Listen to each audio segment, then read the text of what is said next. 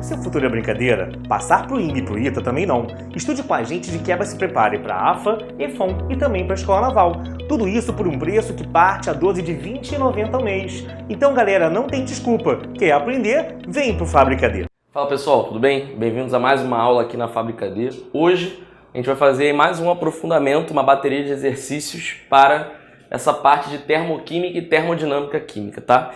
E aí, vamos começar fazendo uma questão aqui bacana, até para a gente lembrar aqueles conceitos de reversível e irreversível, a gente sempre ter isso massificado. Vamos lá.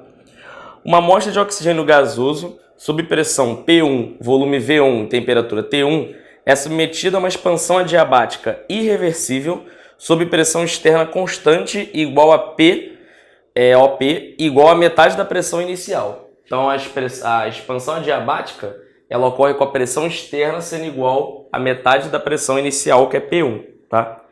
E aí ele fala, se a pressão final é igual à pressão externa, assinale a alternativa que mostra a expressão para se calcular o trabalho de expansão. E aí, o trabalho de expansão aqui, ele quer em função de P1, V1 e T1, que são as variáveis que ele deu no problema. Tá? E aí, como é uma expansão irreversível, a gente não pode usar aquela fórmula de adiabática, né? P1, V1 elevado a gama é igual a P2, V2 elevado a gama. A gente só pode usar essa situação em expansões ou contrações reversíveis adiabáticas. E aí, com isso, o que sobra para a gente usar? A gente sabe que o trabalho, né? Ele é sempre a pressão externa, né, vezes o ΔV. No caso, como aqui ele está sofrendo uma expansão adiabática, esse trabalho realizado pelo gás vai ser positivo. Né? Então, o trabalho aqui a gente vai escrever como pressão externa vezes ΔV. Tá? Isso aqui é o trabalho de uma forma geral em qualquer processo. Tá? Então, o trabalho desse processo que a gente está vendo, ele vai ser P1 sobre 2, que é a pressão externa, vezes o ΔV. Tá? Só que como você tem um processo adiabático no qual o calor é zero, você pode dizer que ΔU é menos o trabalho. Certo? Então, se o trabalho desse processo é isso, eu posso fazer o seguinte. Eu posso já colocar um sinal de menos aqui, um sinal de menos aqui, e dizer que isso aqui é o meu ΔU. Menos trabalho é ΔU. Só que o ΔU, ele é o quê? Ele é N, né, o número de mols que eu tenho, vezes CV, vezes ΔT. Ou seja, N, CV, ΔT. Tá? E como lembra que como ΔU, né, é uma função de estado, eu posso escolher um caminho reversível, certo? Que vá numa isoterma e suba numa isovolumétrica. Então, meu ΔU sempre vale isso aqui. Tá? E aí, disso aqui, será que a gente consegue tirar alguma coisa igualando isso a isso aqui? Em primeiro lugar, a gente sabe que como o oxigênio ele é diatômico, esse CV ele vai ser 5 meios de R, tá? Que ele é diatômico. Então, o que a gente pode fazer aqui? A gente pode fazer que menos P1 sobre 2 ΔV, que vou dizer que aqui no final eu tenho um volume V2 e uma temperatura T2, que não são dados do problema.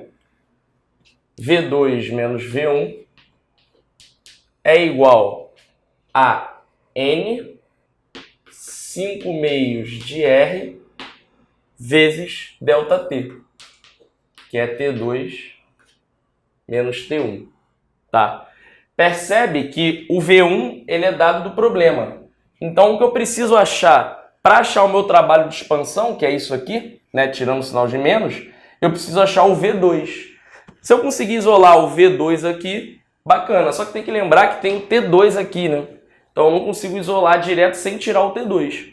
Porém, né, como você tem o oxigênio como gás ideal, independentemente de ser reversível ou irreversível, você pode usar sempre que PV é igual a nRT. Então você sempre pode pegar esse T2 e dizer que ele que PV igual a nRT.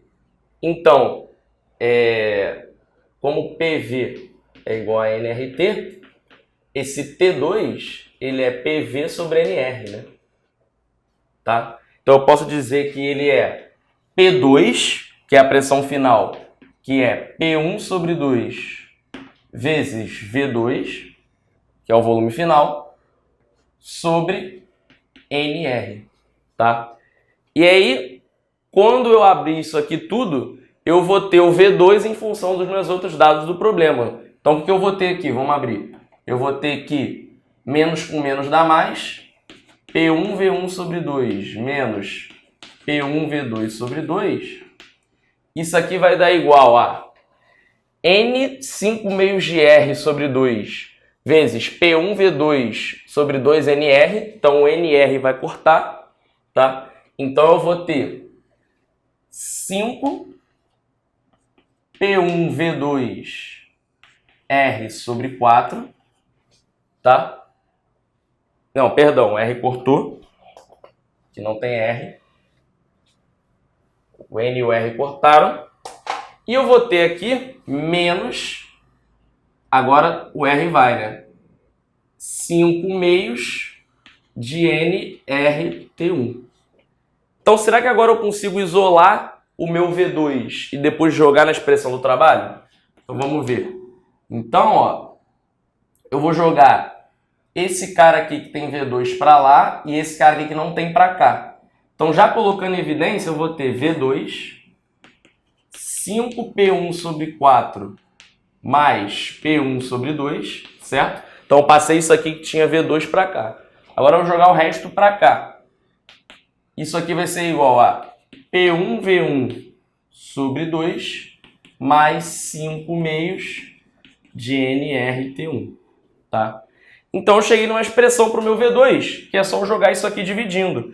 E isso aqui, ó, o P1 também fica em evidência aqui dentro, né? Isso aqui vale 5 quartos mais 1 meio, é 5 quartos mais 2 quartos, é 7 quartos. Tá? Então, isso aqui é 7 quartos de P1. Então, quando eu fizer o meu trabalho, que é pressão externa vezes ΔV, o que eu vou ter? Logo, o meu trabalho ele vai ser P1 sobre 2 vezes o V2. Quem é o V2? O V2 ele vai ser esse cara aqui, P1 V1 sobre 2 mais 5 meios de nRT1.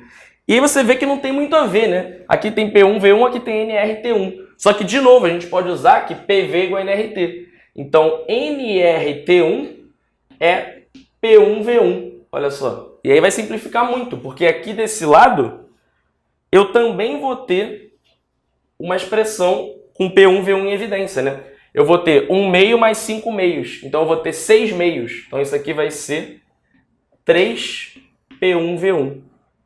Tá? E aí, quando eu passar isso aqui dividindo para lá, olha que bom. Agora o meu P1 ele cortou. Agora o meu P1 ele cortou. Então eu vou ter que o meu V2 ele é 3V1, certo? Foi o que sobrou aqui, dividido por 7 quartos. Dividido por 7 quartos. Menos o V1. Tá? Então, o meu trabalho ele vai ser igual, eu multiplicando aqui vai ficar, isso aqui dá 12 sétimos menos 1, que é 12 sétimos menos 7 sétimos, é 5 sétimos, certo? Então, eu vou ter 7 vezes 2, 14, eu vou ter 5 P1 V1 sobre 14.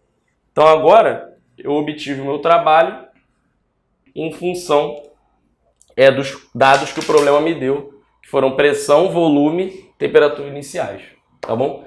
Então, é bom para a gente perceber que a gente não pode usar sempre todas as fórmulas, a gente tem que ler o enunciado. Aqui ele falou que era irreversível. Então eu não posso usar aquele PV gama que eu sempre uso na diabática. Eu tenho que ir pelos caminhos que eu tenho certeza que funcionam, que são o trabalho generalizado, né, em função da pressão externa, e das funções de estado, o ΔU, dependendo da questão ΔH e assim por diante. Tá bom, pessoal? Então, vamos para a próxima questão. Então, pessoal, acompanha aí a próxima questão que a gente vai fazer. Fala assim, ó. Um gás monoatômico ideal a uma pressão de 1,2 atm, temperatura de 27 graus Celsius e volume de 8, realiza diabaticamente uma expansão irreversível contra uma pressão externa de 0,6, até a pressão do gás se igualar a 0,6. Então, é uma situação parecida com a questão que a gente acabou de fazer. Só que nesse caso ele pergunta, calcule o ΔH para este processo. Tá? Então ele quer saber o ΔH nesse caso. No caso aqui, a gente sempre pode lembrar, o ΔH ele vai ser dado por NCpΔT, tá? Que é o calor a pressão constante. Tá? Só que a gente consegue achar o N, que a gente tem as informações iniciais, só que a gente não sabe o ΔT inicialmente. E como a gente sabe que é uma expansão adiabática irreversível, que ele falou no problema, a gente não pode usar PV gama para calcular como vão ser as situações finais. Para fazer isso, a gente tem que usar funções de estado ou então a definição de trabalho mesmo. Então, para a gente achar a temperatura final, vamos usar direto as definições, né? A gente sabe que, como o processo ele é adiabático, calor é zero, a gente pode usar aqui ΔU, ele é menos trabalho. Então vamos usar isso direto aqui. Vamos usar aqui menos o trabalho, que é pressão externa 0,6 vezes ΔV. Então eu vou dizer que é V2 menos 8. E aí, nessa expressão aqui, o que eu estou fazendo? Eu estou usando todas as minhas variáveis, todos os parâmetros do problema nas unidades ATM e litro para pressão e volume, respectivamente. Então, eu tenho que fazer isso desse lado aqui também. Então, como é que vai ser o ΔU? Vai ser N, CV, como o gás é monoatômico, o CV é 3 meios de R, e ΔT, tá? E aí ΔT vai ser T2 menos 300. Tá? Com isso, o que a gente consegue? A gente sabe o número de mols. Tá? A gente sabe o número de mols em função dos parâmetros iniciais do problema. Só que esse R aqui, a gente tem que usar 0,082, que a gente está usando em ATM litro. Então essa é a diferença quando a gente for fazer esse tipo de questão. Então vamos lá. O que a gente pode tirar daqui? A gente pode tirar daqui que menos 0,6 V2 menos 8 vai dar o meu N, que lembra que como PV igual a NRT, o meu N é PV sobre RT. Então, PV 1,2 vezes 8 sobre RT. Eu peguei a situação inicial, onde o T é 300 Kelvin, vezes 3 meios de R vezes T2 menos 300. Tá? Então agora algumas coisas simplificam, né? Esse 1,2 vira 2 e some esse 0,6. Tá? Esse R some daqui. E esse 8 vira 4, corta com esse 2. Esse 300 vira 100, corta com esse 3. Tá? Com isso agora, será que dá pra gente abrir e encontrar uma parada interessante? Vamos ver. Aqui vai ficar esse menos, então é 8 menos V2. E como tem um menos, eu já troquei o sinal. Aqui vai ficar 2 vezes 4, 8 sobre 100. 8 sobre 100, 4 sobre 50, 2 sobre 25. Então 2 sobre 25 é o que vai aparecer multiplicando isso aqui. Então vai ficar 2 sobre 25 T2 menos 2 sobre 25 vezes 300. Só que 300 sobre 25 é 12, certo? Então 12 vezes 2, 24. Pronto. Com isso, eu cheguei numa relação entre V2 e T2, sendo que a gente sabe que a gente pode usar PV igual a NRT sempre. Então, a gente sabe também outra relação entre P2 e V2, porque a gente sabe qual é a pressão final, que é 0,6. Então, se a gente sabe que aqui é V2, T2 no final, a gente chegou em duas equações. Uma que diz pra gente que... Posso multiplicar isso aqui tudo por 25? Posso, para ficar melhor de ler, né? 8 vezes 25 é 200. Então, 200 menos 25V2 é igual a 2T2. E aqui, 24 vezes 25, quanto é que dá? 25 vezes 25 é 625. Se eu tiro, 600, certo? Então, menos 600. Então, eu vou chegar aqui, passando para cá, tudo para o mesmo lado, que 2T2 mais 25V2, então eu joguei isso aqui para cá, vai ser 200 mais 600, que é 800, tá? Isso é uma das equações que eu tenho, vou chamar aqui de asterisco, tá? E a outra coisa que eu tenho é o meu PV igual a NRT no final. Eu sei quanto é o N, né? Então, além disso, o que eu sei? Além disso, eu sei que PV, então, 0,6V2 é igual a N, que a gente já calculou aqui, né? Que é 1,2 vezes 8 sobre R 300, N, R, T2, certo? Então, isso aqui é a outra informação que eu tenho relacionando lá o V e o T. Então, agora, claro, cortou aqui, né? O R. Agora, o que eu posso fazer? Agora eu posso substituir o meu T2 e eu vou conseguir calcular o meu ΔH, né? Porque essa expressão aqui, o N, como a gente acabou de falar, a gente sabe, é 1,2 vezes 8 sobre R vezes 300. O CP do gás monatômico é 5 meios de R. E o ΔT é T2 menos 300. Então, só falta o T2. R cortou aqui. Só falta o T2. Então, eu tenho que isolar o V2 e jogar lá em cima. Para isolar o V2 é fácil. Por quê? Porque eu já posso simplificar aqui como 2. Tá? Então, eu consigo tirar daqui... Cadê? Eu consigo tirar daqui que o meu V2, que é o que eu quero substituir, ele é 2 vezes 8, 16 sobre 300, 8 sobre 150, 4 sobre 75, vezes T2, certo? Então, eu posso jogar isso aqui em cima, tá? E aí, quando eu fizer isso aqui, jogar ali em cima, eu vou isolar o meu T2. Eu vou ter que 2T2 mais 25 vezes 4 sobre 75. T2 vai me dar 800. Pronto, agora eu achei o meu T2, tá? Com isso aqui, eu vou ter aqui simplificar. Aqui vira 3. Então vira 4 terços, aqui é 10 terços. 10 terços de T2 vai dar 800, certo? E aí, se 10 terços de T2 é 800, aqui vira 80, 240.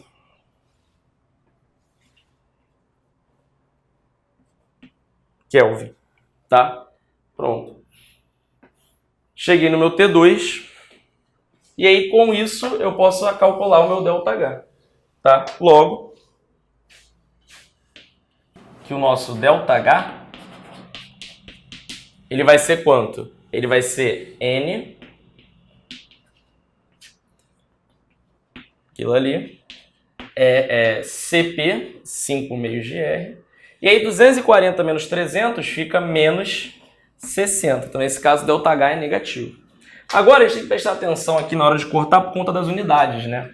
Porque, olha só, esse 1,2 vezes 8 está em ATM litro, porque 1,2 está em ATM e o 8 está em litro. Então esse R aqui, ele tem que ser 0,08, tá? Agora, quando eu faço o meu CP, eu coloco ele em joule, tá? E aí, quando ele está em joule, o meu R ele tem que ser 8. Tá? Então tem que tomar cuidado que quando a gente corta esse R aqui, na verdade, ele vira 100. Tá? E aí, cortando o resto, aqui 8 com 2 dá 4. Tá? O 60, corta um 0 aqui. O 30 com 5 vira 6. O 6 com 6 sumiu. Tá? E aí, eu vou ter 1,2 vezes 4, que é 4,8, vezes 100, 480. Ou seja, o meu ΔH vai ser menos 480 joules. Então, pessoal, uma questão bacana, né? Era a mesma situação anterior, que você tinha um processo adiabático irreversível, só que agora ele pediu o ΔH. Então aí você poderia usar aqui a expressão do calor à pressão constante, tá? Então a gente fez isso e aí lembra, né, que sendo adiabático irreversível você não pode usar o PV gama. A gente teve que usar outros artifícios, a pressão generalizada, né, e também PV igual a NRT, a gente sempre pode usar para gás ideal, tá bom? Então vamos para a próxima questão. Então, pessoal, próxima questão aí fala o seguinte: a gente tem um gás monatômico ideal sob temperatura de 400 Kelvin, pressão de 2 atm, ocupando um volume de 12 litros. E aí esse gás sofre uma expansão isotérmica livre irreversível até o volume de 20 litros. E ele pergunta qual é a variação de entropia do processo, tá? Variação de entropia total. Então, sempre que a gente faz uma questão, ele deu alguns dados também, tá? No problema, ele deu o R, tá? E ele deu o LN de 5 e o LN de 3. Tudo anotado aqui. E aí, nesse tipo de problema, a gente tem que tomar cuidado com o seguinte, né? Porque ele perguntou qual é a variação de entropia total para esse processo. Se ele perguntou a variação de entropia total para o processo, a gente tem que ver quanto que foi a variação de entropia do gás, né, que é o sistema, e da vizinhança. Tá? Que isso aí é entropia total, é a entropia do universo. Para fazer isso, o primeiro passo é a gente achar o ΔS do sistema. Tá? Para achar o ΔS do sistema, lembra que a variação de entropia ela é um calor reversível sobre a temperatura. Então, o que eu posso fazer é o seguinte: eu posso tentar ver nessa expansão um caminho reversível que tem os mesmos pontos inicial e final, já que o meu S ele é uma função de estado. Tá? E aí, se eu estou monoatômico numa expansão isotérmica, eu sei que minha temperatura final vai ser 400 Kelvin também. Tá? E aí, se eu sei que eu estou num processo isotérmico, eu também sei que o produto PV ele é constante. Tá? Porque quando você faz PV, você não está supondo reversibilidade, igual você faz na diabática. Então, o que você pode dizer? Você pode dizer que 2 vezes 12, que é 24, é igual a 20 vezes a pressão final. Tá? Então aqui eu tenho 1,2 atm. Tá? Beleza, já sei os estados final e inicial. Agora eu tenho que achar o ΔS do sistema.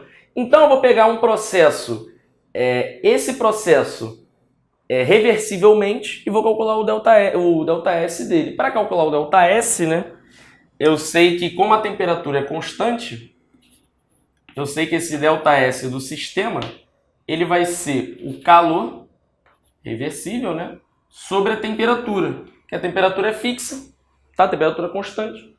Então eu não preciso integrar, não preciso fazer nada. E quem é o calor da isoterma? Lembra que na isoterma o ΔU é 0. E aí, por conta disso, pelo fato do ΔU ser 0, eu sei aqui que o calor é igual ao trabalho. Ou seja, o meu ΔS do sistema vai ser o trabalho, tá? Sobre a temperatura. O trabalho é nRT ln do volume final sobre o volume inicial. Isso a gente já viu.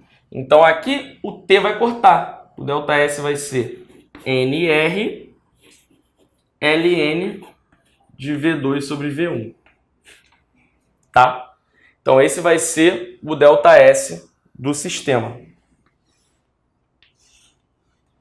E quem vai ser o ΔS da vizinhança?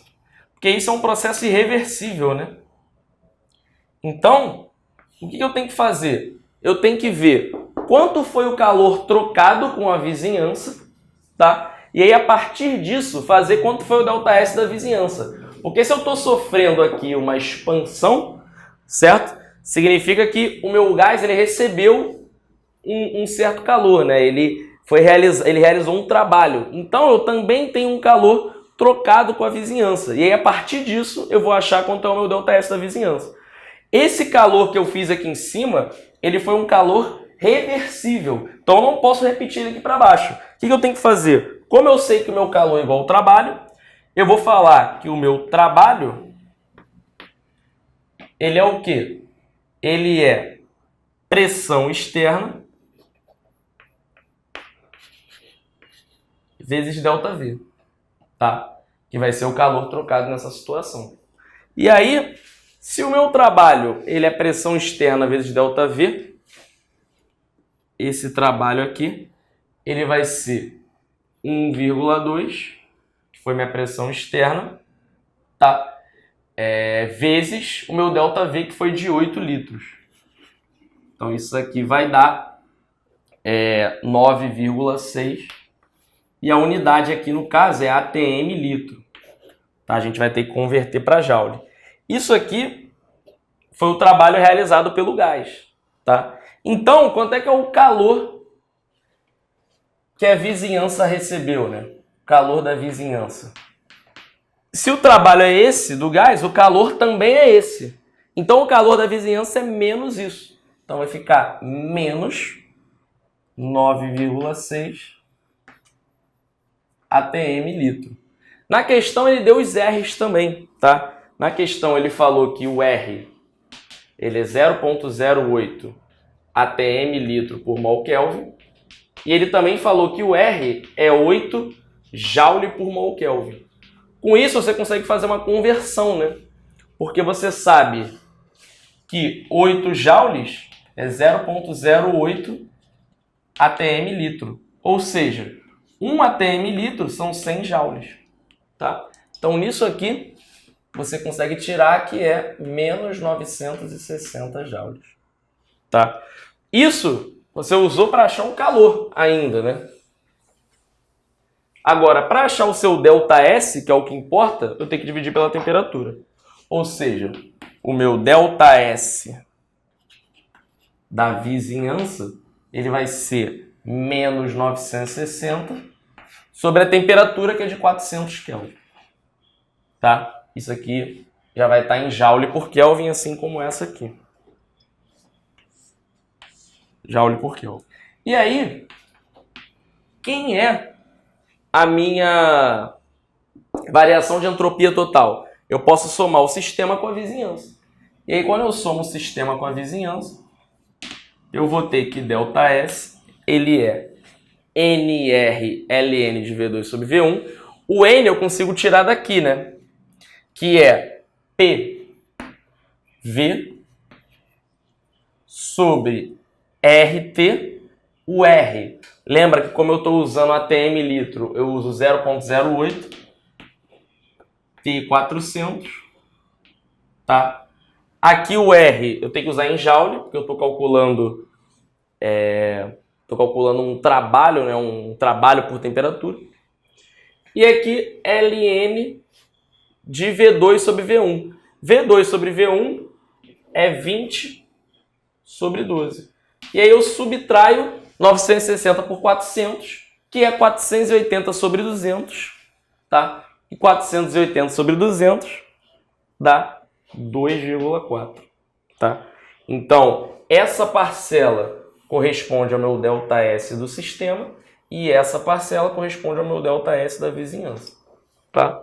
Então, já estou somando os dois. Esse ln aqui a gente consegue calcular? Consegue, porque isso aqui é 5/3, certo? 20 sobre 12. Então ele deu ln de 5, ln de 3 não foi à toa, né? Porque ln de 5/3 é ln de 5 menos o ln de 3. Então, essa conta aqui, esse ln aqui, a gente já sabe que vai dar 1,6 menos 1,1, 0,5. Então, o meu ΔS vai ser, vamos lá, simplifica aqui, vira 100, simplifica aqui, vira 4, simplifica aqui, vira 3, tá?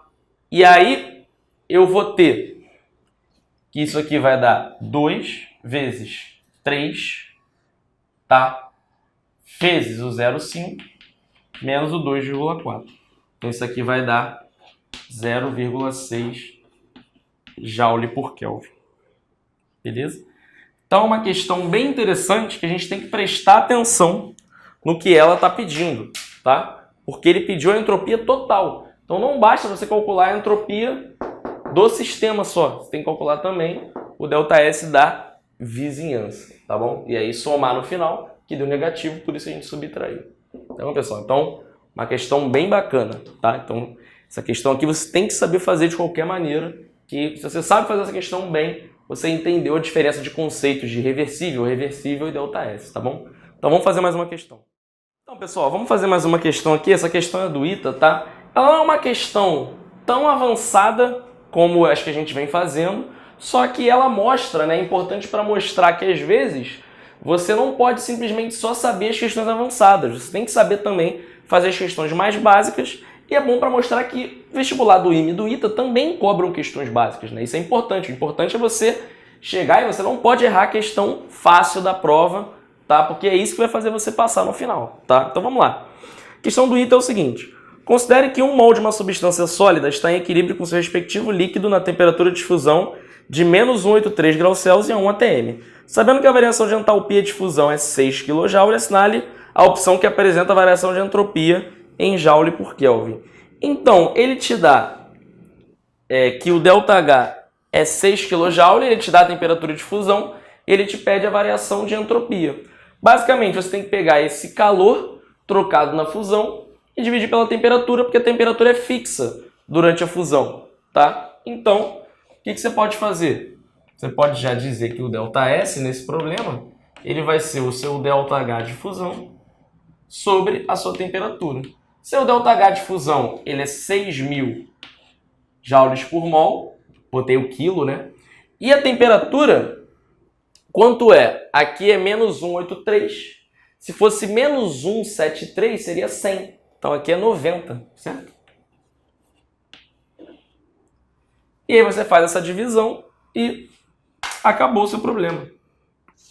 E aí por que eu mostrei esse problema, né? No meio de vários outros problemas. E aqui a resposta está em Joule por mol Kelvin. Por que eu mostrei esse problema no meio de vários problemas difíceis, né? Porque muitas vezes a gente se enrola para fazer um problema básico mesmo sabendo os problemas mais difíceis, como eu falei.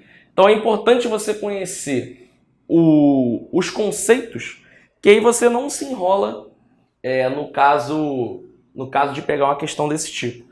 E já que a gente fez uma questão do ITA, vamos resolver aqui também uma questão do IME, tá? Que a questão fala o seguinte: a variação de entropia de um sistema fechado constituído por um gás ideal, quando sofre uma transformação, pode ser calculada pela expressão genérica. E ele deu, na questão do IME, a expressão genérica. NCP ln de T2 sobre T1 menos NR ln de P2 sobre P1. Tá? Isso aqui a gente chegou a comentar, né, num módulo passado, no qual a gente dividiu o processo em dois, né, num processo isobárico e depois no processo isovolumétrico, perdão. E aí você tem a parcela do isobárico e você tem a parcela do isovolumétrico no cálculo da sua variação de entropia, tá? E aí ele fala o seguinte: se o estado inicial 1 é diferente do estado inicial 2, A variação de entropia do gás ideal não depende da quantidade de gás presente no sistema. Então, a gente acabou de ver que tem um N aqui na fórmula, né? Então, o ΔS depende do N, tá? Então, essa A é falsa, tá? Falou que não depende. Letra B. Se a mudança de estado for isotérmica, a variação de entropia é dada por... Se for isotérmica, então no caso de você ter uma... Então isso aqui foi a letra A. Letra B. No caso de você ter um processo isotérmico, isso significa que T2 sobre T1 é 1, porque T2 é igual a T1 no final. E ln de 1 é 0. Então o seu ΔS vai se resumir a essa parcela, que é menos NR ln de P2 sobre P1. Tá? No problema, ele falou que o ΔS era menos NCP ln de P2 sobre P1, só que CP não é igual a R. Certo? Então, também está errada essa alternativa. C. Se o sistema realiza um processo cíclico, a variação de entropia é positiva. Se ele está num processo cíclico, T2 é igual a T1 e P2 é igual a P1. Né? Como é um processo fechado, né? E aí, claro que se a gente está vendo a variação de entropia do sistema, realmente você está no mesmo estado final e inicial. O que poderia mudar seria se o processo fosse reversível ou irreversível, que a vizinhança teria uma variação de entropia para poder dar maior que zero no caso de irreversível. Mas como você tem os mesmos estados final e inicial num ciclo, tá? Então o ΔS é zero. Então se eu estou num ciclo, eu posso dizer que o meu ΔS, que nesse caso já é do sistema, tá? Ele é zero. O que mudaria seria o meu ΔS da vizinhança. D. Se a mudança de estado é isobárica, a variação de entropia é dada por... Se é isobárica, mesma coisa da isotérmica. Por quê? Porque se é isobárica, P2 é igual a P1, ln de 1 é zero. Ficaria que ΔS é só essa primeira parcela. NCP ln de T2 sobre T1. Tá? Ele falou NCP ln de T2 sobre T1. Então essa alternativa D é a alternativa certa. Tá? E na letra E, se a mudança de estado é isocórica, a variação de entropia é nula. Ele falou que se você tem uma variação, se você tem um processo isocórico, a variação de entropia do sistema é nula. E aí a gente sabe que está errado, porque a gente já achou a resposta, mas se fosse isocórico, né? T2 é diferente de T1 e P2 é diferente de P1. Claro que poderia ser que essas coisas fossem iguais, né? Só que para isso ser igual, olha só, imagina que o ΔS é zero no isocórico, que é o isovolumétrico. Tá? Então imagina que eu tenho um ΔS igual a zero, eu teria que ter que NCP ln de T2 sobre T1 é igual a NR ln de P2 sobre P1. Então eu posso cortar o N, tá? E aí eu vou ter o seguinte, eu tenho dois LNs de um lado, né? Eu tenho CP ln de alguém e R ln de alguém. Eu posso petelecar, né? Ao contrário, né? Propriedade de log, que joga o peteleco, né? Então eu vou ter que ln de T2 sobre T1 elevado a CP teria que ser igual a ln de P2 sobre P1 elevado a R. E aí agora, como eu tenho ln dos dois lados, né?